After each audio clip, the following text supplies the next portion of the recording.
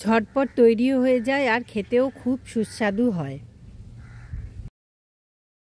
নমস্কার বন্ধুরা, হাসি খুশি রান্নাতে আপনাদের সবাইকে স্বাগত। আজকে আমি আপনাদেরকে সাবুদানা মাখা দেখাবো। ভিডিওটা আপনারা প্রথম থেকে শেষ অবধি দেখবেন। ভালো লাগলে অবশ্যই চ্যানেলটিকে লাইক, শেয়ার আর সাবস্ক্রাইব করে দেবেন। এখানে আমি ছোট সাইজের সাবুদানা নিয়েছিলাম। সাবুদানাটাকে আমি ভালো করে ধুয়ে 4-5 ঘন্টা মতো ভিজিয়ে রেখেছিলাম। দেখুন সাবুদানাটা খুব ভালোভাবে ভিজে গেছে। এরপর আমি ওপরে দিয়ে দেবো 2টো কলাটাকে আমি ভালো করে চটকে নেব। বেশ ভালো করে চটকে নিতে হবে, নিয়ে ভালো করেই মাখাতে হবে।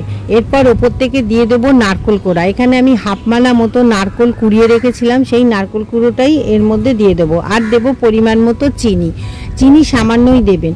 এরপর দেবো মিষ্টি দই। এই সাবুদানা আপনারা দুধ দিয়েও মাখতে পারেন আর দই দিয়েও মাখা যায়। আমি দই দিয়ে মাখতে খুব ভালো লাগে, সেই জন্য আমি দই দিয়ে মেখেছিলাম। আর এই মাখাটা প্রায় 5 মিনিট ধরে মাখবেন। বেশ ভালো করে মাখিয়ে নিতে হবে। দেখুন কত সুন্দর মাখা হয়েছে, বেশ সাবুদানাগুলোও খুব নরম হয়েছে। এবার আমি এই মাখা সাবুদানাটাকে সার্ভ করে দেব। ভিডিওটা ভালো লাগলে অবশ্যই আমার চ্যানেলটিকে লাইক করবেন, শেয়ার করবেন আর সাবস্ক্রাইব করে দেবেন। পরের ভিডিওতে আবার দেখা হবে।